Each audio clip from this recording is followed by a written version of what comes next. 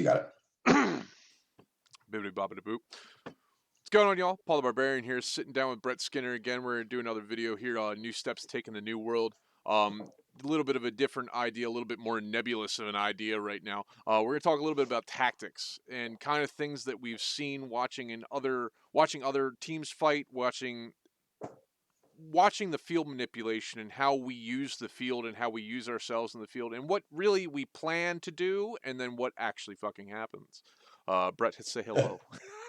Hey guys, like I said, Brett Skinner. I am the head instructor at Warlord Combat Academy and a member of the Dallas Warlords.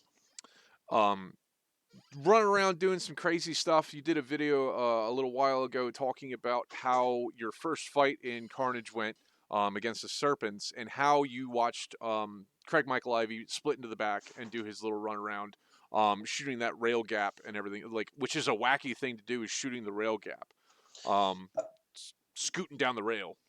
Yes, exactly. So honestly, we take a lot of that stuff from watching other teams, and we see better teams make mistake or like take advantage of those mistakes. That one is just like our lineup. We have very specific reasons for why you need to hold the rail.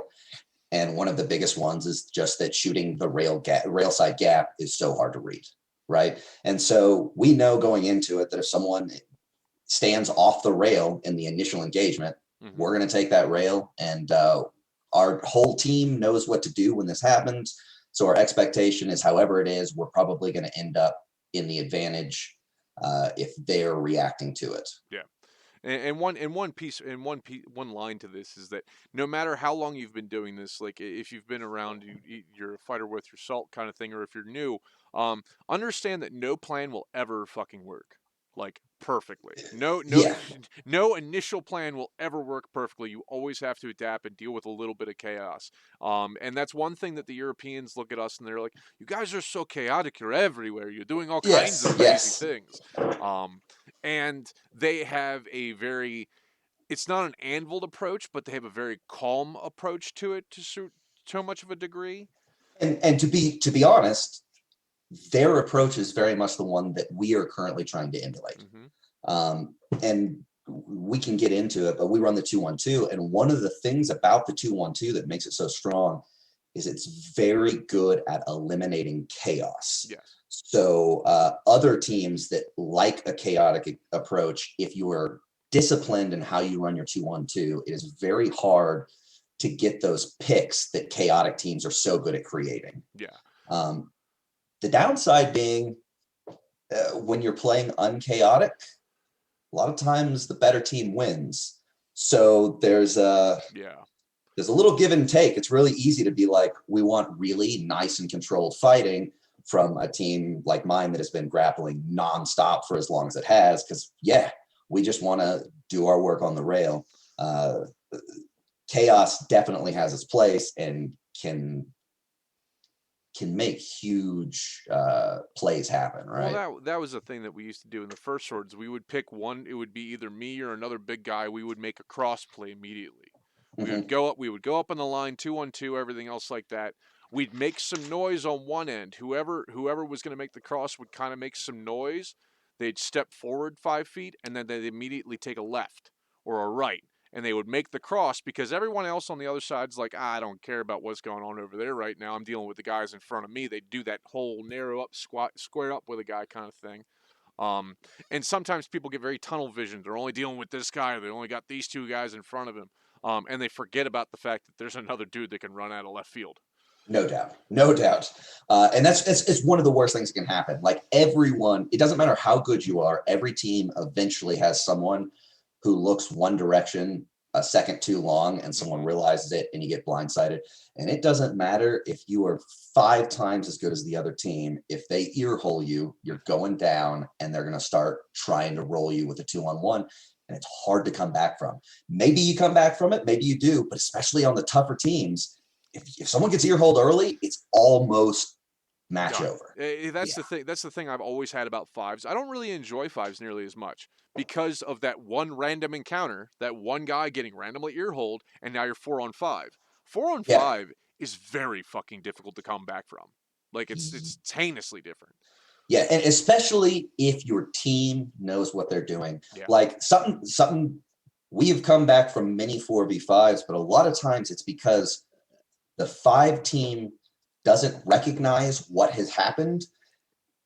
Because the correct answer is, if I have a 4v5, everyone on my fucking team should be like, oh, everyone chill. Like, we're going to play super defensive. We're going to make them make a mistake. Yep. They better force something on us, because otherwise I'm not going. If it's HMB, I'm going to hook into this rail and we're going to sit here until that one extra guy gets here. Yeah. Right. And then you start just laying in with 2-on-1s, especially HMB once they move to the 5-minute time limit. Yeah. If someone knows how to hook into a rail, even 2 people, it's difficult to take someone off of a rail. 1 person, if the person really knows what they're doing, it's nearly impossible. So that first takedown can be so powerful. It definitely, that first takedown that really then, sometimes it's just that much more demoralizing that like, oh no, we're down to 4 dudes and we know this team's actually like worth a damn or something like that. And then they just kind of lose the fight half the time in their minds already, kind of thing. Yes. And manipulating that 4-on-5 and like taking advantage of that 4-on-5 when you're the 5 man, because I've watched enough teams that go down by 4 but then have come back Yes. from it because the other team didn't take advantage of the fact that, oh, we have an extra dude right now. They didn't understand their dude potential. Understanding how many people you're dealing with on the field at one point in time or another. That's what dude potential is. Like, how many other people am I dealing with at any one point in time? And if your back's to the field, then your dude potential is 1. You're only dealing with Yes. one other guy. Yeah, and field awareness is so key. Is so key. I tell everybody, I'm like, look, if you just have a good day and you have a field to run around, fuck being in a gym, fuck grappling practice for a little while. Take your foam sticks, go put on your foam helmets. I want you to go run around in the field and fight each other. Like, chaotically fight each other, understand where the other guys are on the field, know if a dude's behind you, understand how to deal with that guy that's behind you. If he comes up to engage you, have the immediate reaction to turn and deal with him, kind of thing. And and move your body in a position where you have everybody in your field of vision and you're still fighting. And I think from like a personal standpoint, that's terrific for like developing your own field awareness. I think that's like ideal. I will tell you, you were talking about how you prefer the larger battles these days. I actually prefer the 5s, but it is because I feel like some of it is I don't get to practice 10s. Maybe if I practice 10s all the time, it changes. I feel like with 5s, it's so much easier to track where all 5 people are, and as a team to make sure that we are all tactically making the same decisions, right? Like, it's very hard for me, like when I was in the 12s at Clemson, it's real hard to figure out if you're winning or not with just bodies everywhere. I've got like 3 people on me and one of my guys is sitting beside me and I'm like, is this good? I don't know. Yeah. Until it gets down to like, now you look around, like 7 people are still standing and then you're like, okay, we're doing all right. We're okay now. I like a 10s fight because my team can come back from 7-on-10. Yeah. You can come back from 7-on-10. It's actually a fairly reasonable. It's a little bit more difficult, but it's fairly reasonable that you could do it. 8-on-10, you could definitely come back from. Mm-hmm. A 4-on-5 is extremely fucking difficult to come back from. Especially if the teams are fairly even. Yeah.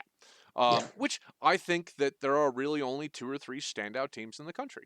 So most of the other teams are pretty even keeled playing field. I would agree right now. And sometimes you get set in a position where you're fighting 2 people at once and you're a little bit more of an open field. You're able to like move around a little bit more. You haven't gotten one guy on you enough. People forget that like the easiest way to deal with 2 people is to make them stack themselves up. If I'm here and I'm dealing with these 2 guys, I want to get out to the outside and get them in the way of each other. You need to keep them in each other's way so they can't be nearly as effective as 2 people. Yeah. As long as one's in front of the other, you're never fighting 2 people. Yeah. And it's something that people forget. They're like, oh, I have 2 people. I'm just going to stand here on the rail and wait for them to fight me. I'm like, no, shift around, make them get in the way. You might be able to get an easy takedown on one guy and then you're 1-on-1 again. Yep. And it's interesting because there's some other tactics available. Like, I don't want one person to hold me on a rail while an axe dude stands 2 feet off the rail swinging. That sucks real bad. But if I can get a person on either side of me on the rail to step up close so I can get an arm over on both sides, I think I'll win that most of the time. Most of the time Uh, when I have another, because I'm usually stuck in that position where one dude's holding, like, has wrapped around my arm, and now I can't really move because I have a 200-pound anchor stuck onto my arm. And yeah, there's right. another axeman that's coming over and swinging at me. I'm like, swing the axe. I know I can survive a couple of hits. And when you fuck up one of those hits, I grab the axe. I'm Yes. like, it's my axe now, and they'll fight the shit out of you for that axe. And I'm like, okay, you're gonna come closer to get a better grip on this axe. Change to your head. I now have Yep. 2 people by the head. I'm sitting down, and I'm like, where's the rest of my guys? I'm okay. Where's the rest of the team? There's a 4-on-3 happening somewhere. Please make this work. Um, Yeah. And I love it. Honestly, I love using one person as a stability point to throw the other person, just like a normal rail throw. I mm-hmm. practice a rail throw all the time. If you have 2 people on you and you get an arm over both of them, one of them will be your rail. Mm-hmm. Because their only other option is to fall down with you, and then at least you took 2 for 1. But I don't even like that. I'd rather take 2 for 0. And Yeah. 9 times out of 10, that dude will try to stay standing because he doesn't want to go down, and he will let you use him as a leverage point to throw his buddy. Mm-hmm. I don't entirely like being stuck in that position. It sucks because then I just feel like I'm useless because I'm like, yeah, I'm dealing with 2 guys, like that's fine and all, but I haven't. It's very difficult to be efficient in takedowns when you're fighting 2 guys at once. Like if one's grappled up with you, it's very difficult to deal with the other guy and be efficient in taking one of them down immediately. Yeah, it definitely depends on their skill level. Like if two of my better teammates are on me, I'm gonna have a miserable time. If 2 people who don't really train 2v1s like over and over again get on me, more often than not, I'm just going to win, and I'm going to do it pretty quickly. Yeah. Because I normally can get arm over both. I can turn into one who will normally pull me forward. The person behind me will almost always come off the rail trying to like push forward. I have no idea why. Every single time it happens, and you can hit a pretty easy throw on the guy behind Mm-hmm. you.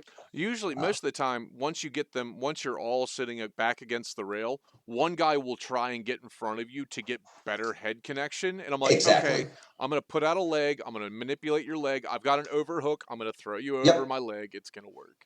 Yep. Over and over. It's my go-to move in a 2v1, and it works way too much. Yeah. I think coming back to tactics and moving around the field and moving with your teammates, having an understanding of like, going through a couple of scenarios with your team and going, hey, if this crazy thing happens, you're going to do this. You're going to do this. If this crazy thing happens, you're going to do this. And also communication. I think a very important drill that you should be doing in your practices, you might not be putting on your full kit, put on your Mhm. helmets and yell at each other. Yeah, and it's people think it's a lot easier than it is. Like, you should communicate a lot Mm-hmm. because you have to learn how to communicate. We've had tons of problems with like, so there's little things that we do that is easier. Like if someone, you were talking about someone running a crossing play earlier, someone runs a crossing play, everyone on the teams knows the first thing I do when I see it is I yell cross as loud as I can multiple times. And I tell everyone on the team, the second you hear cross, you begin yelling cross as loud as you can. And the idea being like, I do not ever want anyone in a sprint across a field and no one to know it. Yeah. Right. So that sort of communication, it's easy, but it takes training. Yeah. The hard ones is like when you're getting into grapples or trying to work with your teammate, it is so easy to work against each other. It's Mm-hmm. so easy to be the reason that your teammate didn't get a takedown, or your teammate be the reason that I'm not getting a takedown. Yeah. Uh, and it takes a lot of practice learning what to communicate, how to communicate. Um, and I have feelings about how you should communicate. We've got stuff that we do now about what you should communicate and how you should communicate, but it was difficult. Yeah. And it's very hard to train that. Like that's the thing in the military. You repeat the order. Yes. You sound it off across the line, and everybody's repeating the order back, so everybody knows that's the fucking order that's happening. One of the things that I've always that the Knights Hall did when an axeman is you've got to hold a guy, and an axeman's going, but you notice that your axeman is getting tired. or he's just not Yes. hitting with nearly enough ass, you yell out switch. And that Right. guy then immediately switches and grabs a hold of the dude, puts his weight on him, and just is tired and is holding the guy still, so you can then get free and start hacking the ever living shit out of him, or kick out his leg, do whatever you need to do, or you'll just leave and you see a better opportunity, you go across the field, clear that guy out, and then come back and deal with the other guy. Yeah. Yeah. Um, Uh, being and able I to communicate that way is very important, and that takes teamwork, and that takes like sitting down with your team and going, hey, these are the ideas, these are the call words that we want to try and use. What the fuck does that call word mean? Yeah. And then also knowing what is beneficial. It took a while for us to do it. Like we work so much on like, yeah, two in one engagement, and you'll have things where you're practicing it and like one person runs in, they're like, okay, give me his head, and the other dude's like, no, I think I'm about to throw him with their head right now. And like, so you get into these like Arguments. yeah, kind of arguments, and knowing like what to do. One of the things we do now is if I'm sitting in a grapple and you come in to help me, rather than tell me what to do, I have you tell me what you are doing, Yeah. because it gives me much better information, because I can't see the other side. I don't know what's happening over there. Mm-hmm. If you can let me know, then I can then make the right decision. But because you also don't know what I'm going through right now, it's not always best for you to tell me what to do. Yeah. So like I just prefer. So what we do a lot now is like I have his leg. Like if we're hitting if we're gonna figure four a leg, he goes, okay, I've got his head, I've got his leg, I've got his leg. Like okay, his shield's trapped. I'm working to whatever. That way, you just know what's happening on the other side. Yeah. Actually understanding like entanglement, like when his axe is hooked into the backside of your gauntlet and you really can't throw the dude, you need him to sit down so you can unhook the axe.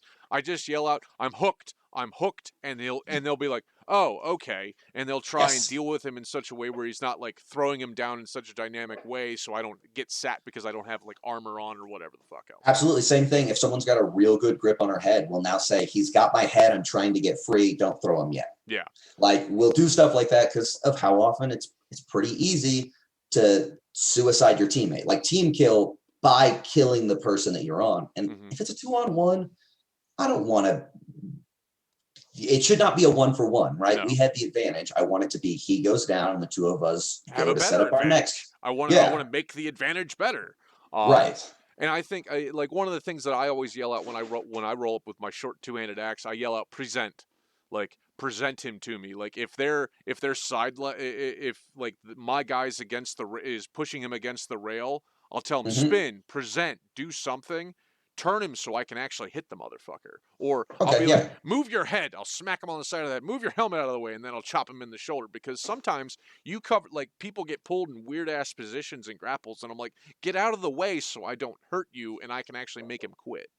Yeah, no doubt. And it's so helpful as the person grappling, because one of my favorite things to do, I do it quite a bit, is if I get striking support and I'm in the grapple, I realize it. If a person's got a shield, I'll immediately drop the hook behind the shield and I'll just roll my back to the rail. Mm-hmm. And he can move all around. I don't care. I'm just going to hug the ever living shit out of that shield, and hopefully his other hand if I can get it too. Yeah. And I'm like, we're just going to sit here. You're going to get chopped. Yeah, you about to get hit by the artillery that I love. Yes. Like my boy's here with his 6-foot polearm, and you ain't gotta like it, buddy.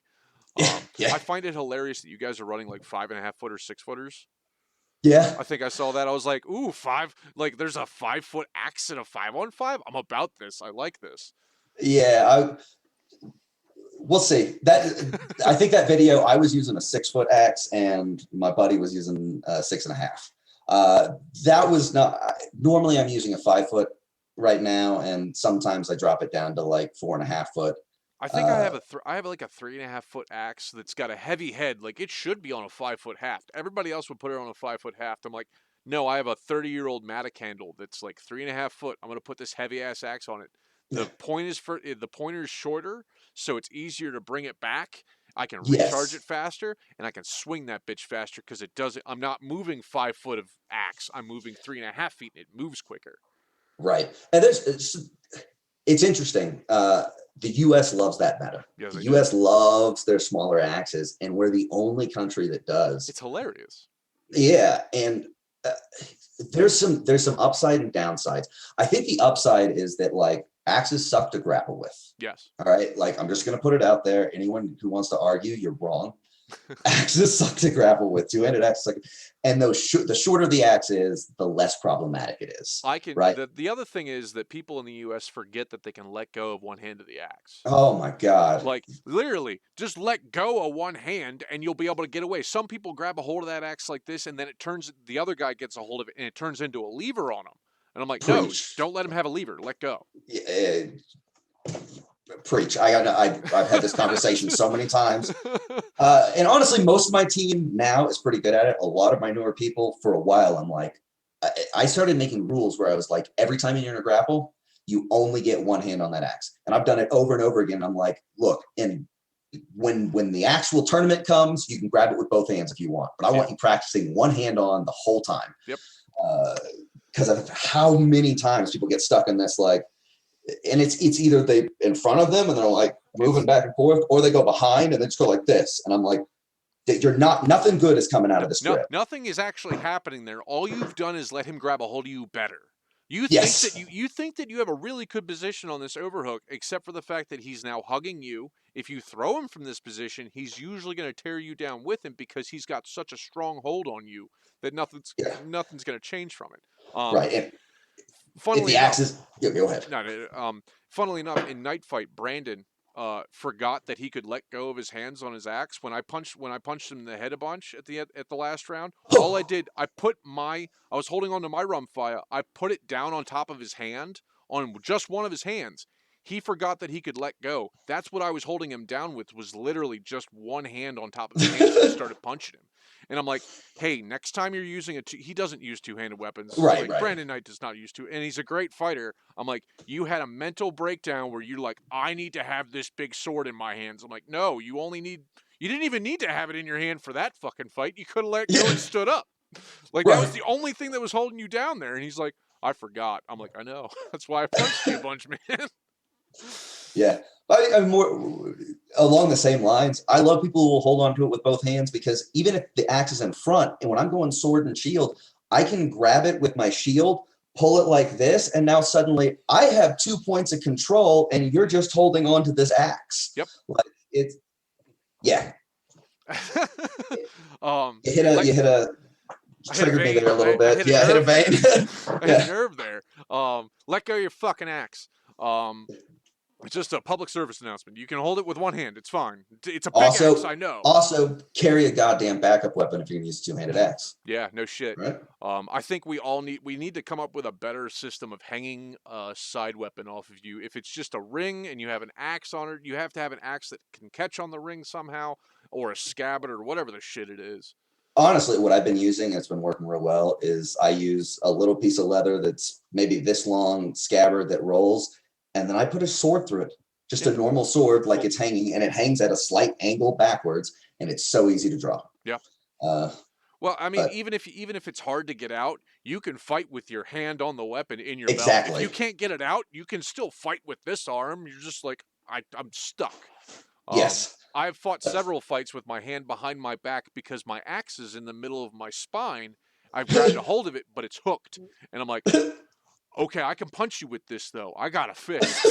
I got a weapon. The marshal will come up and go, where's your weapon? And I just point. I just, like, gesture at him with my arm behind my back, and I keep punching the guy. And, like, I've had a couple of people go, you fighting one hand tied behind your back? I'm like, yes. That's how I have to fight, man. That's pretty good. So tactics-wise, like, dynamic movement is something that we also do much differently than the Europeans. But there's one thing that, like, if you watch Partisan 1 versus White Company, I don't know why those two names blanked on me, you'll notice that they will switch partners constantly. They're switching around the field. They're grappling. They're all grappling because it's two very grapple-heavy teams. But Partisan 1 switches partners several times because they realize, I'm not getting anywhere with this guy, but I see a moment, and they make eye contact across the field, and they'll switch. Yes. They'll change out dudes. Yeah. In fact, Craig and I were talking about this the other day. We just did a training event, and we were discussing this. A lot of times, if you're not getting anywhere with someone, if you and your buddy aren't getting anywhere, just trade partners. Yeah, like a lot of times that's what you need, right? Especially if trading partners, you can get a better matchup, right? Like let's say one dude's really tough, one dude's not as good, and you have one person and both people are going to be really stable, but one's a little bit better at takedowns. Get your dude who's a little better at takedowns on the one who's not quite as good, because you've got a quicker chance of getting him down quickly. Right? Even if you're the guy, even if you know you could beat that guy, but you're going to take some time, why? Why would you, right? Get someone who's a little faster. And sometimes you're just going to try it out. Like, nothing's happening here. Let's see if we can make something happen. You make one attempt and then right back to control. Right back to controlled, slow grappling or whatever it is. Well, like that's another thing about that grapple is that you go for the takedown and they resist it and they get it and you can't pull off the takedown. Okay, you go back to control, but you control them in a slightly different way. You pull them in one direction or another. You change how you control them, and you make them. You have to make them adjust. If you constantly make them adjust to your plan, you're going to get somewhere eventually. Yes. And what a lot of people don't realize about grappling a lot of times and why it can look so boring is it sometimes is a grind, but that grind can be like a slowly advancing position. I think that's really what it is. Right. I am slowly winning this. And sometimes then the person has to reset and we go to it again. But like I might be well on my way to getting a takedown, even though someone's like, man, they've just been there for the last 30 seconds. And I'm like, yeah, but things are looking good. They've got them just where they want them. It took 30 seconds to do it.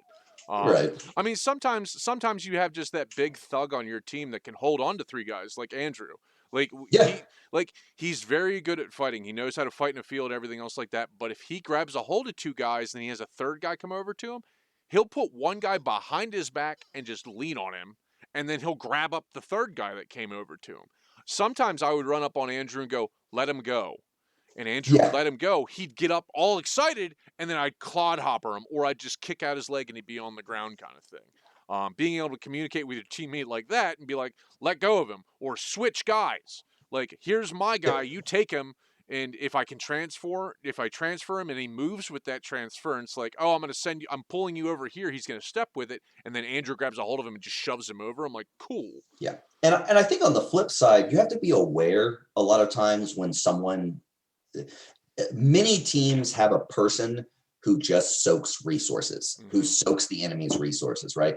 It's possible that they're not some offensive super weapon, but they're very good at taking multiple people and just holding them. And I think a lot of times it's actually easy for one of those two people to just leave if they realize they needed to leave. So often in that 2-on-1, people get stuck. It's like that sunk cause fallacy or whatever, sunk cost fallacy. Like, well, I'm here. We got to get him down. And it's like, yeah, you're being held, but also you're really trying to win that fight when really you should just be like, let go of me. Yeah. Work. And maybe it takes you 8 seconds to get out of him grabbing you, but it's better than the 40 seconds you're going to spend doing nothing before he gets held. Unless the guy's got like a really concrete like grip on you and you really can't get away. Usually with fighting two guys at one time, he doesn't have all of his strength and all of his attention put on you. Yes. So you have the ability to break away from that and either start hitting him or go hit somebody the fuck else. Like usually I'd suggest look for the field and see if you have an opportunity somewhere. Yes. If one of your teammates has gotten somebody grappled out and they've got the Muay Thai clinch, they've got their back against the rail and they're pushing a guy out just for you to come over and take him out parallel to the rail, that's perfect. Right. And you should always be looking to the field fairly regularly. Yeah. I talk with there's an Australian named Jake I know he was the captain of the Australian team for a little while. I don't think he is currently. Bryce is currently. Yes, you're right. Bryce is currently. But one of the things he always talked about is like scan cycles, the idea of how often you should be scanning the field. And I think he would always say, I want it under 3 seconds, maybe 2.5 to 2. And his whole thing was, he was like, the standard list is what, 10 meters by 20 meters is about a standard list. That, yeah. Is that right? I think that's it. And he was like, you can cover half the list long or the list across in about 2.5 seconds. Yeah, about that. Right. So if you have spent 3 seconds not looking at the field, it is theoretically possible that some dude just jacked you in the side of the head or in your ribs with an axe. There's somebody else. There's somebody else that could travel that distance and come get you. That's the Yes. time of intersection between the two trains right now. Yep. So like that's a thing. Like being able to keep your head on the swivel and checking and everything all the time. Like most of the time when I'm in a grapple, I'm not paying attention. I'm not looking at this dude unless his helmet's in my way, which is usually not the problem.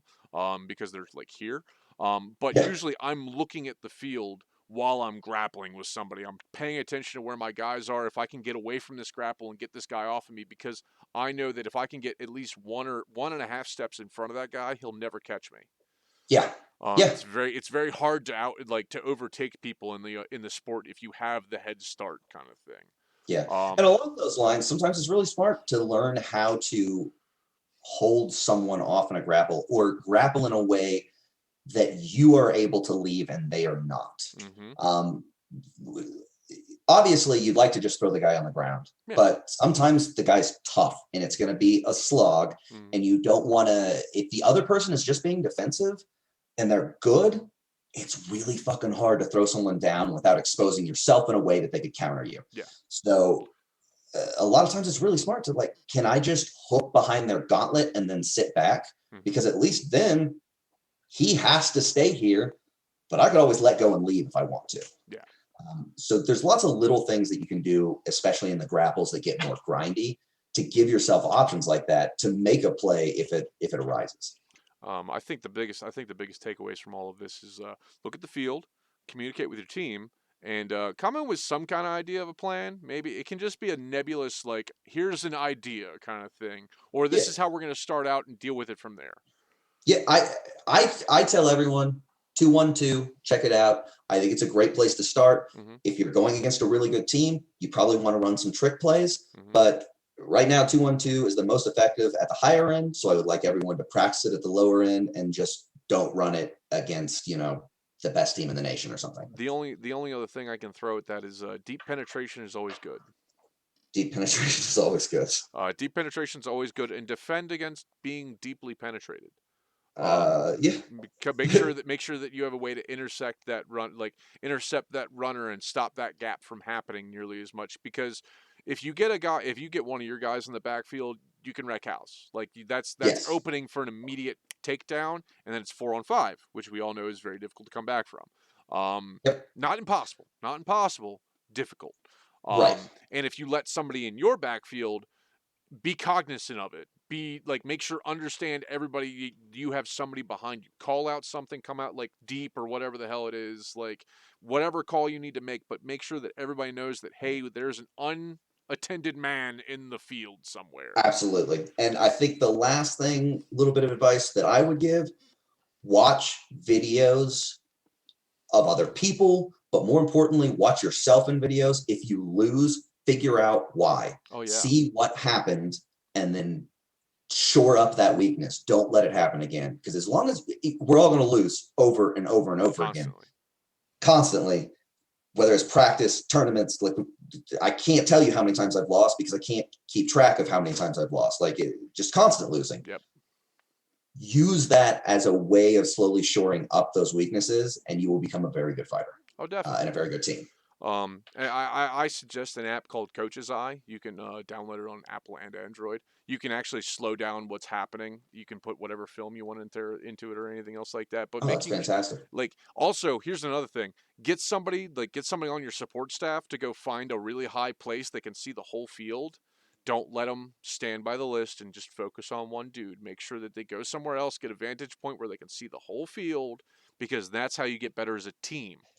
As a person who does stats after every event and does the review, also do not trust that whoever, I can't tell you how many times I go to an event and they're like, don't worry, we're recording it and streaming it. And then you go back and you look at the stream and you're like, this is really cool. I can't see anything that fucking happened. Great. Thanks, guys. If y'all want, y'all guys can message me. One of my teammates helped me pick out, I've got a whole thing. It was under $200 that I set up now, and I can record the entire event. I just set it up in the beginning. I push start.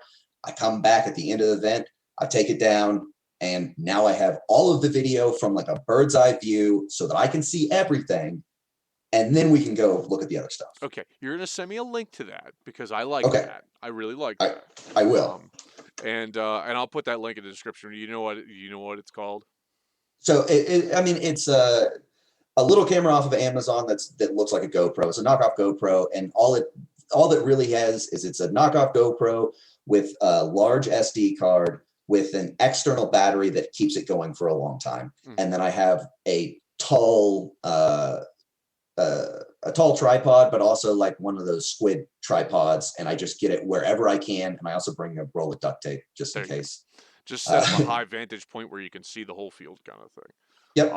We're gonna definitely talk more on this. I'm referencing a video that I have to make today, but I'm gonna take a whiteboard. I'm gonna move around some Warhammer models, and I'm gonna talk about some field positioning stuff that I actually kind of really want to go over. That's awesome. But I want to thank you. I want to thank you for sitting down with me, Brett. We're gonna do a couple more videos of this, and I think we definitely should do. We're definitely gonna do a live stream at some point in time. It'll be fun. For sure. For sure. And everybody watching the video, check out Warlord Academy, check out Knights Hall, check out the Linktree, check out Brett's stuff. He's putting out videos and everything else like that, different reviews and showing some different techniques, which I'm extremely thankful for. Are you on TikTok? Are you a TikTok star now? I am not. I keep thinking about learning how to do it, Don't, but don't. okay. I tried to, and it was terrible. I keep hearing people complaining that their videos get like taken down It's because because they of the have a violence. sword or something, and I'm like, that sounds awful. I think you have to put in like a sport tag or some crap so it actually doesn't look like real violence. I don't. Okay. Fuck technology. I don't know anymore. I want to thank everybody for watching this video. Check out all the links in the description. I want to thank you for being around and being a part of the channel. And lastly, get vicious or get the fuck out.